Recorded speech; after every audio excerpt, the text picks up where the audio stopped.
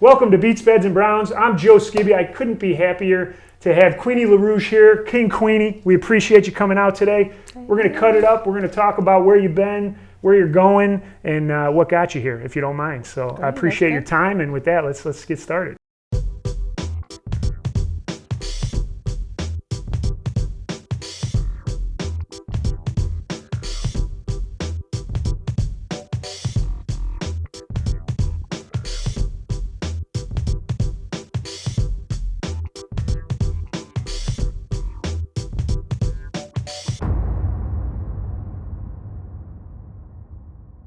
Why don't you start with telling me a little bit about where you come from? I know you're a Chicago artist, but you're born and raised in Chicago. You're a Chicago native. Yeah, well, I'm from Chicago. I represent the North Side. We call it the North Pole. But then I moved over east, so I stayed over east for a while, but I'm a North girl. Real nice. Have you done any traveling? Have you either gone on tour or done any traveling recreationally around? Miami, I love Miami, yeah. We've been there like twice. I love Miami. I've been to Jamaica. Nice. Montego Bay, I loved it, didn't want to come home. I cried. But next, I do want to go to Vegas. I want to go back out the country. Anywhere I could go, Japan, wherever. Okay, nice. And is that primarily recreational travel, or when you travel, are you looking to perform at places, or? Oh, it's whatever. If I could perform, like if they call me to go to the UK, oh yeah. What part of Miami? I know I've been to South Beach and. Where were we? I think that was South Beach, where everyone's naked. Oh yeah, running around on the beach and big boats. I was one of those people. But yeah, I think that was South Beach, if I'm not mistaken. Yeah. So originally born and bred in Chicago. Mm-hmm. Tell me how you got into hip hop and what your inspirations are. Well, my brother, his name is Polar Bear Triple. Shout out to Polar Bear Triple. Shout out. Since a kid, I just remember him writing. He was always into hip hop, just rapping. I would see him writing. I never knew what was on the paper. What I would do is when he would leave, I would, sneak into his room, look at the notebooks. Yeah. And I would take like the first part of his rap. I would cut the other part off and just add my own little words to it. That's kind of how I learned how to flow and rap. So yeah, he's kind of the inspiration. Well, he's the biggest inspiration. So what comes first in your creative process? Is it the beat and understanding what you're flowing to, or is it the words on paper that you're filling in, the information that's in your head to write it down? How does that process work? It's a mood thing. I can write without a beat, and most of the time that's how it comes. It's just words. Depends on my mood. I could just be out if I'm feeling upset. It just flows. And that's probably a problem because I don't write to beats. So then once I have a full verse or two verses and a hook done, now I have to go find a beat. Yeah. And so it's complicated trying to match the words up with the beats I have to search for. I'm very picky. I am very picky. I'm a perfectionist. Well, and it can make or break a song. Yeah. I'm very, very picky. I will go through 100 beats and probably only like 2. Okay. But that's me. But yeah, it's just a mood thing. It depends on my mood. Sometimes writer's block does come. How do you deal with that when it presents itself? Writer's block, I hate it. I step away because I'm a writer and I feel like, I was a writer before an artist. That's my thing, and I always wanted to be a writer for other people, so I don't believe in going out to go get somebody to write my stuff for me, so I just go take a break. I go get motivated. I try to take my mind off of it because the more things you have in your mind, like the more stress, you won't be able to write. It's not going to flow. It's going to be ABC 1, 2, 3, and that's not how I write. Okay. Yeah, I know whenever I'm facing a challenge, it's oftentimes when I'm not thinking about that challenge is when the solution best presents itself. Right. But that's me. I have to step away because sometimes it could last. I had writer's block one time for a year. I couldn't write. I was depressed. I'm like, dang, I can't write. Nothing's coming. So I was like, well, the ABC was coming, the simple bars and stuff. I was like, maybe I'll just stick to that. And it was like, no, that's not me. So what works for me is, like I said, just stepping away. No lights tonight, they'll snatch your life if that ice look nice. Youngest had your mics, cause these killers ain't taught to fight. It's shoot then flight till judge makes the gavels and end your life. Now you a prison wife, pigeon toe, got your anus sliced. Lowest winners, climate winners, that biggest Lizzo vagina. If rap don't work, I'm selling crack whiter than Kiki Wyatt. One of the things I like about personally hip hop is I liken it to poetry. And it sounds like your writing is more in the lines with poetry in motion, poetry on the page, poetry in search of a beat. You said one other thing about the evolution of your process, right? Some of the initial stuff might be the ABCs or the rough draft. Talk to me about your process. Is it first draft, second draft, final? How do you amend the bars as you're writing them, and how do you find the right verse? The right verse. Like I said, I'm very picky. I'm a perfectionist, so I just know when it's right. Like, I could rap something to somebody and everybody in the room will say, oh, that's great. That's done. It's finished. And me, I'm like, no, it's missing something. It's just a true artist knows when something is finished, knows when something's complete. But for me, like I said, I just have to end it correctly. It has to end right. It just has to feel right to me. Oh, and there are times where it can be complete, and I do move. I do move sentences to the top verse and things like that.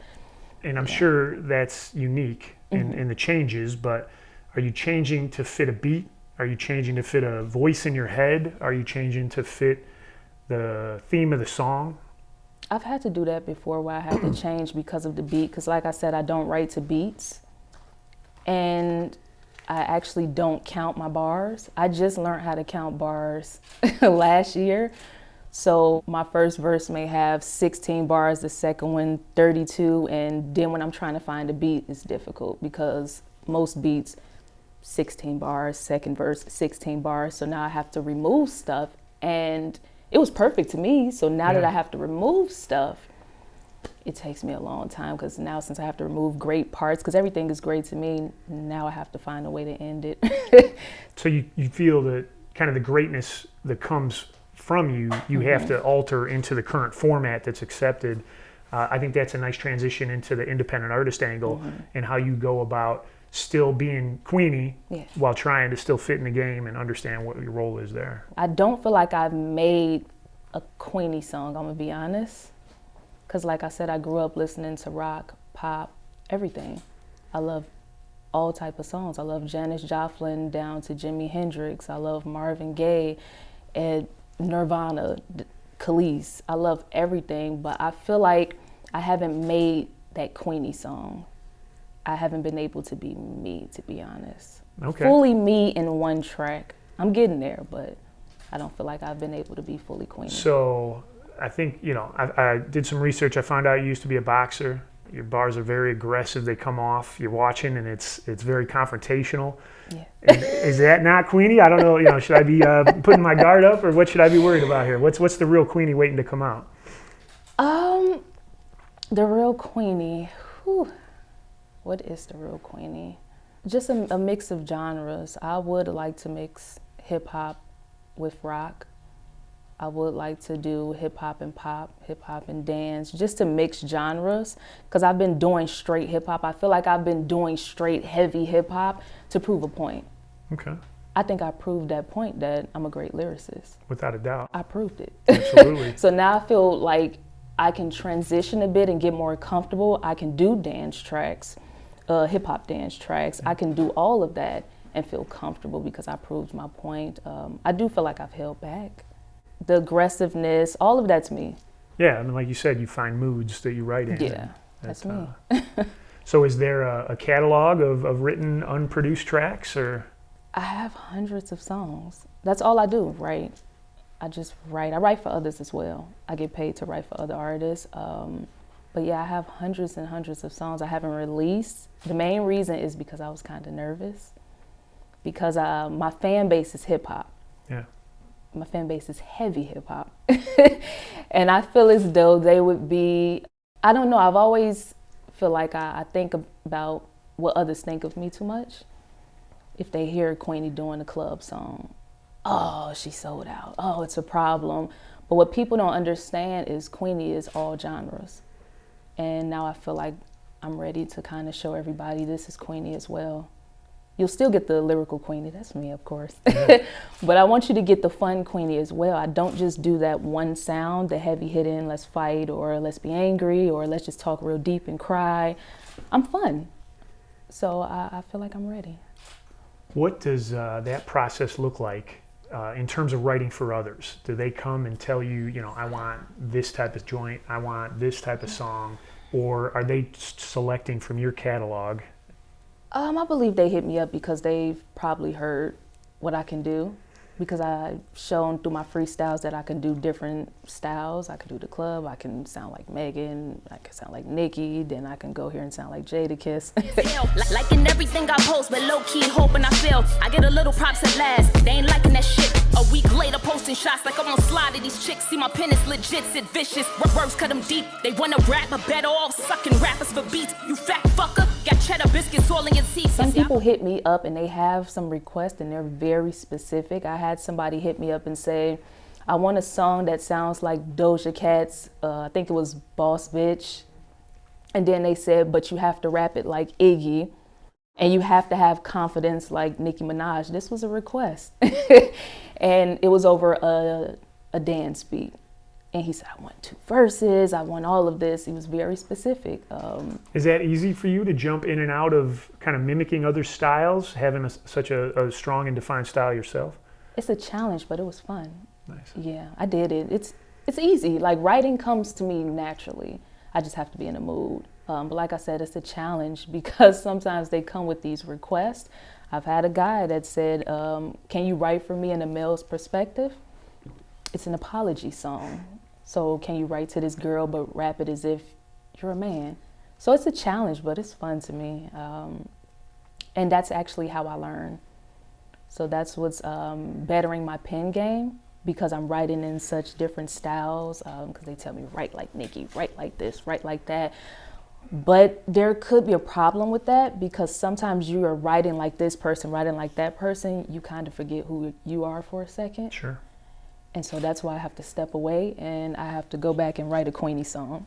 Well, and I'm not an actor, nor do I have any connection to them, but you hear one for me, one for the art, one for the paycheck, one for the art, and back and forth between that. It sounds a little bit like there's a parallel there, where, you know, I can't lose myself. I have to still connect to the art. Exactly, and that definitely can happen. Like, I'll be writing for my project, and then like, why am I sounding like this? My voice is, I have this little voice on. It's like, I don't do that. But I tend to have to step away because you get caught up in that mode or that writing vibe, and I got to separate that side from what Queenie does. Nice. Or you'll start sounding like everybody else.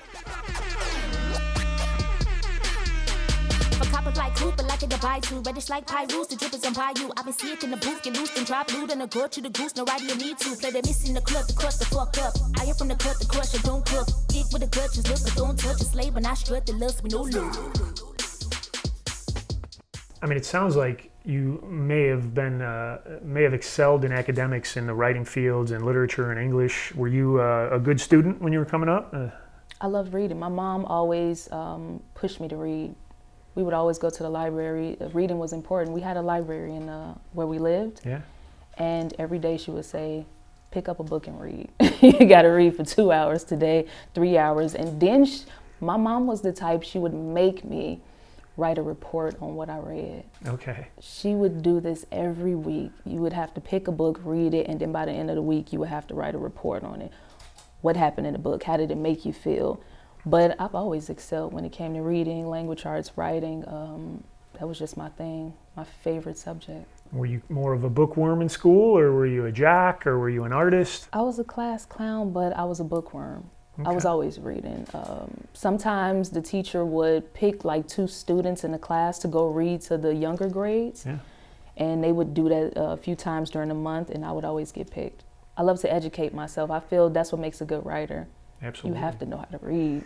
You have to study. You have to learn new words, because if you don't study and pick up a book and just learn different things, everybody's going to sound alike. It's all going to be simple. I like to come up with bigger words, learn words I've never heard of before, and incorporate it into my writing.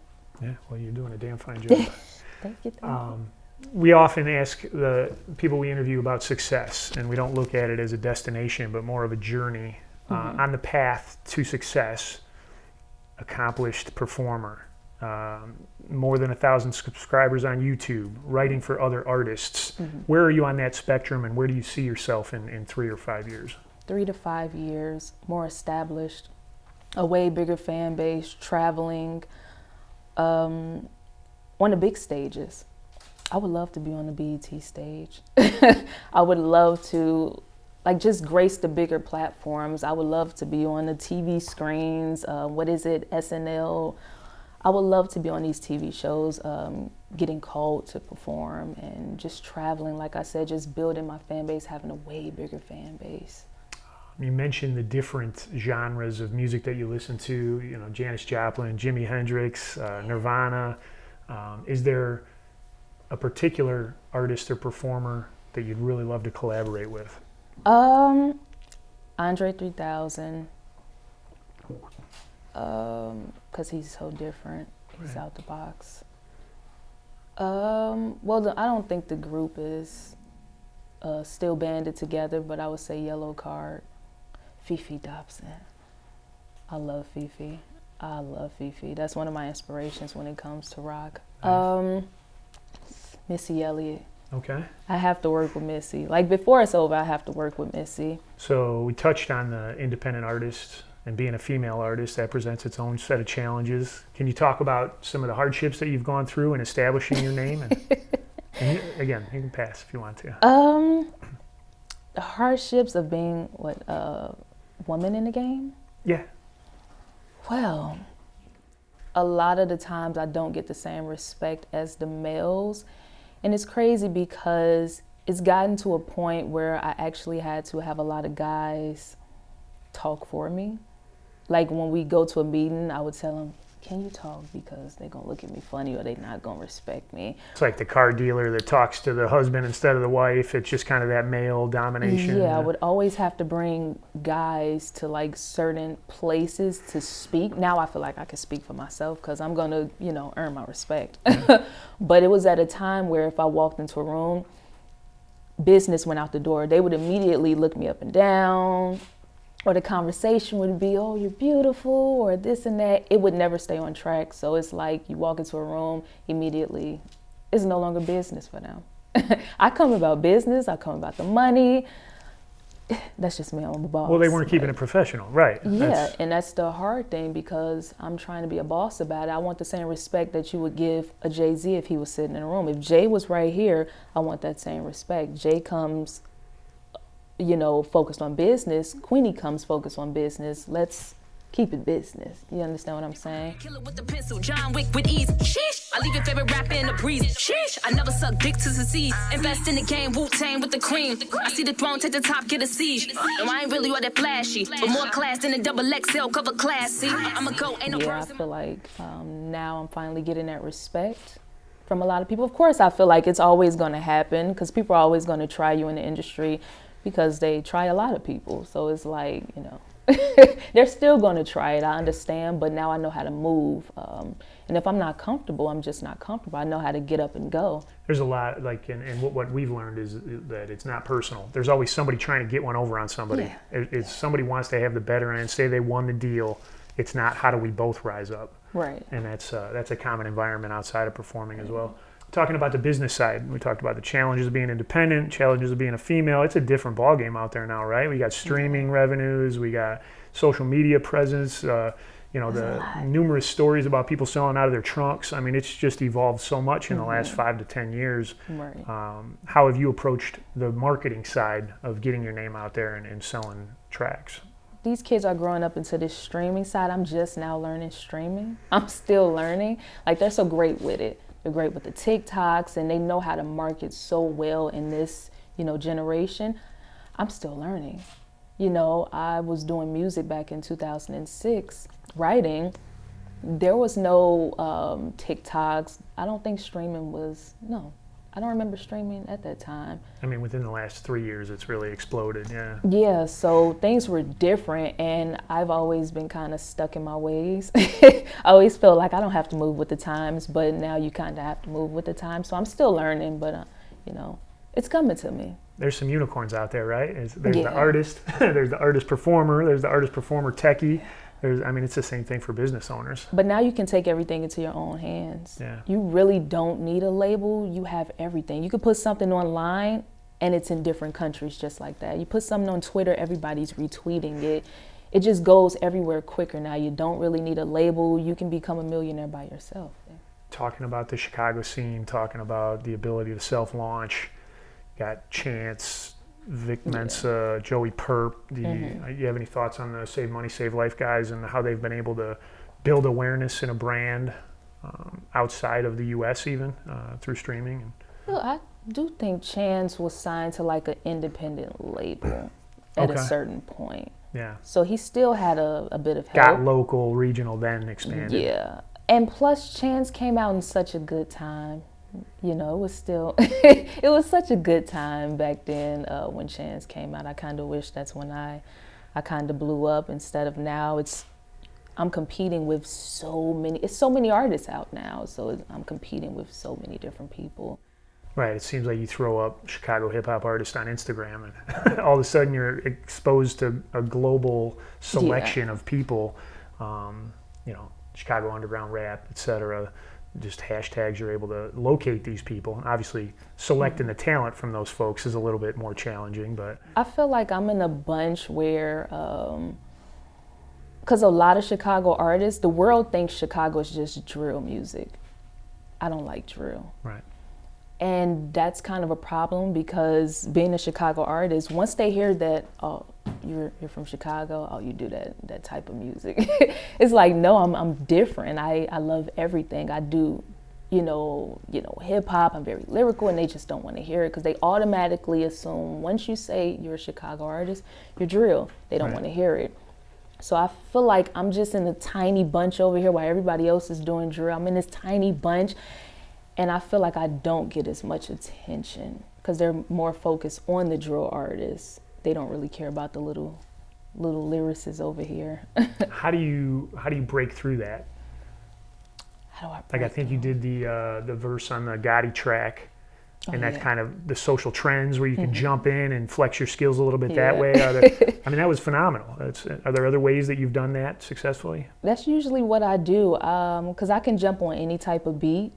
And I just want to show people that, like, I can jump on other different sounds and still be lyrical. I'll jump on all these little beats from these certain artists where it sounds trappish, because I don't really do trap, but I'll jump on there, like you said, flex my skills, because I could do it. Well, yeah, you bring your own little piece of that to the beat. But that's how I've been able to separate myself, because it's so many artists here, but they all have that trap sound. I jump in challenges. I do that a lot.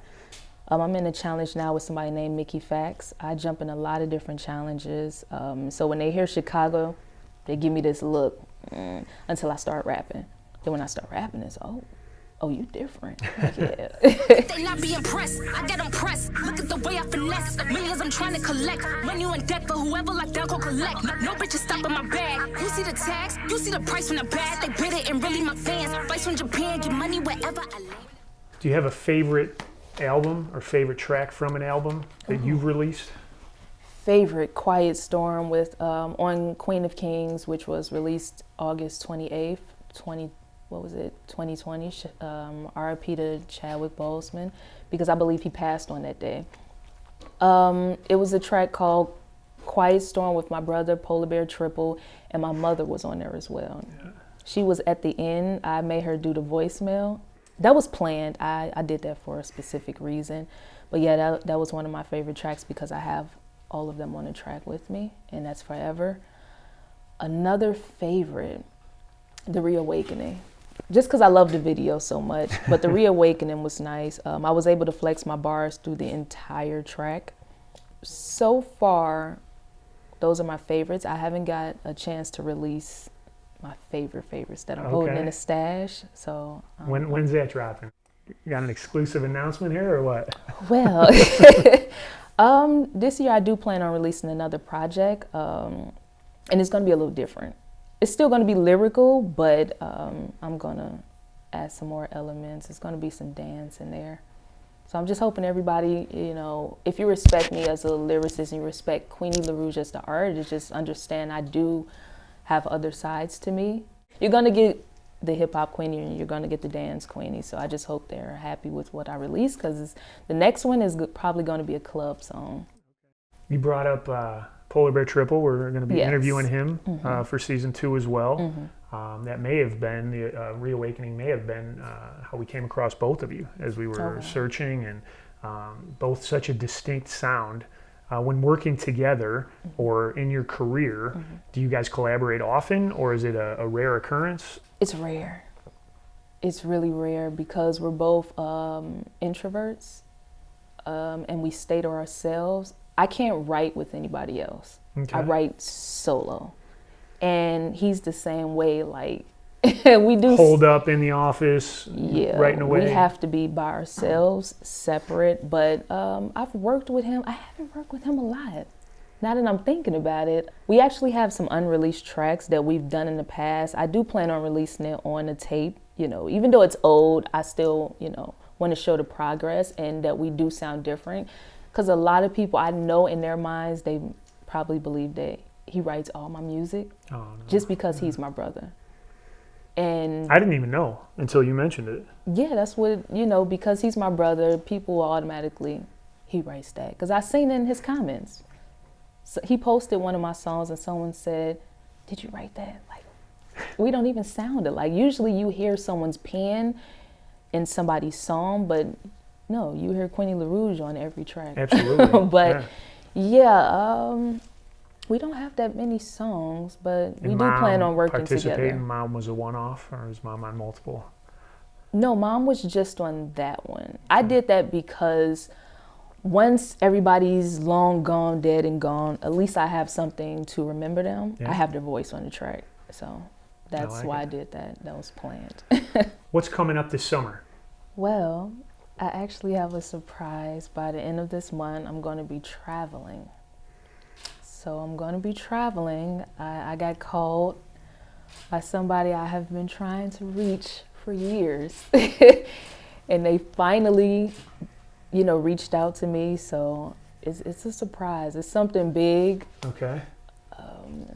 I wish I could talk about it. Yeah, no, just make sure you send it to us. We'll get it out. We got a newsletter of fans and people that we get out to. I'm getting prepared for that, but that's at the end of the month.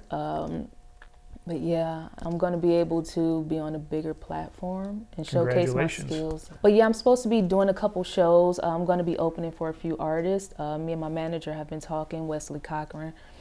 Going to be traveling as well to do a couple shows. So right now we're just trying to plan everything out because they do want to get me in higher places, you know, just to get my name out there more. It's time to get the moving. I've been sitting in the shadows for a long time, but yeah. Your bars stand alone.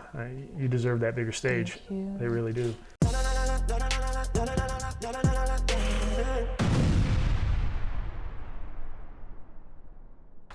You ready? Yeah. All right. What the fans demand of all of our artists. Hard Hitters and Wig Splitters. Thank you. Queenie La'Rouge. Beef or no beef? Beef. Cash or Kings? Cash. Big black truck or 6'4"? Big black truck. Edibles or flour? Flour. Tupac or Biggie? Tupac. Bears or Colts? Bears. Nike or Champion? Nike. Cubs or Sox? Cubs. Northside girl, right? Yeah. Is a hot dog a sandwich? Yeah, if you put it on the white bread. Okay. There you go. Ketchup or no ketchup? Ketchup. Hot or mild? Hot. Jordan or LeBron? Jordan. Ellen or Oprah? It's a Oprah. tough one. Oprah, okay. She gives gifts. Marvel or DC? Marvel. Bezos or Musk? Jeff Bezos. All right, this is a Chicago clincher here. Jardiniere or Jardinera? Jardiniere. Jardiniere. All right. And then finally, vanilla or chocolate? Vanilla. Vanilla. Yeah. All right. We made it through Hard Hitters and Wig Splitters. Thank you so much.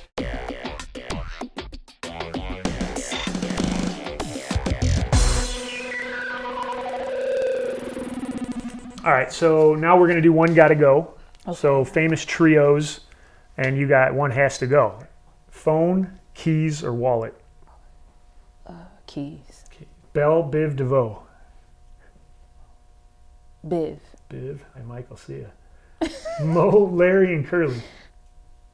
Larry. Rock, paper, scissors? Scissors. Harry, Ron, and Hermione? Oh. Hermione. All right, one of the Fugees. I think his name is Price. Yeah.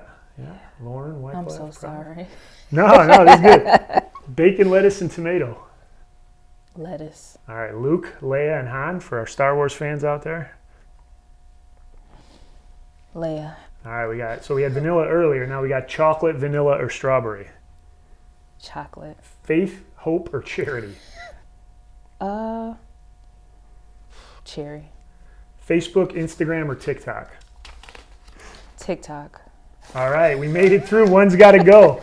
You're our first artist to try that, so we appreciate it. You said you were a whiskey drinker, so tell me how you take your whiskey, what you like to drink. Do you mix it? Do you drink it neat with no ice? Whiskey is one of the drinks I could actually drink with nothing else. Okay, so just neat. I believe we have, what's that, Jack Daniels? They have like a honey kind. Okay. But yeah, whiskey is one of the only drinks I could drink with no chaser. Nice. Everything else, I'm probably going to be dead on the floor in a few hours. But that one, I could drink it, and it does nothing to me. What about gardening? Got a green thumb of any sort? No, but growing up, my mother loved to plant. Like, she would have plants everywhere. That was my mother's thing. Kind of the indoor house plants and hanging from the ceiling and stacked by the windows? But she would go in the backyard and she would have us plant sometimes. But no, I don't have a green thumb. All right, well, I have we're a black change thumb. A little bit of that.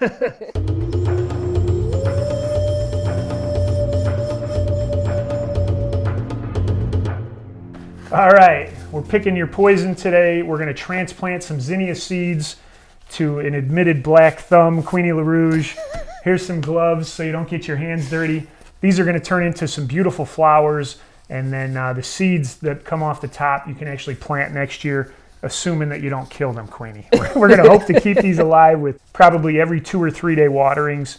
If you have a mister, you can go ahead and spray them out. You have a watering can, you can just make sure that the soil is moist. This is not only to make the gardening approachable to everyone, to show you that anyone can do it, but how hardy they all are. So I'm going to ask you to, we've got some dirt down here, if you could give me a scoop with that cup. This is a mix of just regular garden topsoil from the hardware store, as well as a little bit of pit moss, which is an alternative to peat moss. We interviewed the founder and they were kind enough to give. What we're going to do is these probably have another finger deep in terms of the roots, and they're about a finger tall above the dirt line. I'm going to ask you to get in there and scoop up 2 or 3 of these, roots and all. So maybe get your fingers to the bottom, scoop it up, make a big mess. We got the garbage can out here. Maybe before you start, if we can put a couple of finger indentation into that, because that's where they're ultimately going to go. Is that okay? Yeah, no, that looks great. So we'll scoop it up and then we'll literally push on top of that again. The biggest thing you have to worry about is getting the roots deep. And then the second thing is going to be making sure that they have enough water. Mm-hmm. Our cup doesn't have holes in it, so we don't want to overwater. One of the ways that you could kill the transplant. But if you go in there and scoop, don't be gentle. Get everything down there that you want. This is why we're doing it. We're getting rid of the fear of gardening, knowing that anybody can become a green thumb. So do I just pull them up? Yeah, so literally get as deep as you can, grab a clump, pull it up. If you need to break up the top a little bit, it looks like you got a hefty chunk there. Perfect. And then we're going to make that fit in here. As deep, push down in there, make sure those roots are getting deep. Oh my God. Push them down, yeah, they'll recover. Think about, going through a flood event or Mother Nature's fury. These are built to withstand that. Awesome. I'm scared I'm gonna break them. Awesome. Don't. If you break them, there's 4 or 5 of them. There you go. See if- All right. We got them deep. Now do we want to cover that with a little bit of more dirt? Okay. This is one of the things I like is when I come home and my hands are so filthy and so dirty and scraped up from being in the yard all day. Okay. Congratulations, you're now a green thumb. You transplanted your first plant. What we'll want to do is we'll want to spray that, water it every 2 or 3 days, and you'll see them bounce back initially, and then ultimately they'll have flowers in a couple weeks. If you would do us a favor of just kind of documenting your journey, whether they live or die, and tagging us at Beats Beds Browns on your social media of choice, we'll follow the journey with you. Oh my God, I hope they live. The pressure's on. Thank you, Queenie La'Rouge, for your time today. We appreciate you coming out. We appreciate sharing a little bit about your story. I'm Joe Skibby with Beats Beds and Browns. If you enjoy hip-hop, gardening, and bourbon, tune into our other episodes where we cover artists as well as commercial ag and homestead garden interests and your favorite bourbon and whiskey distillers.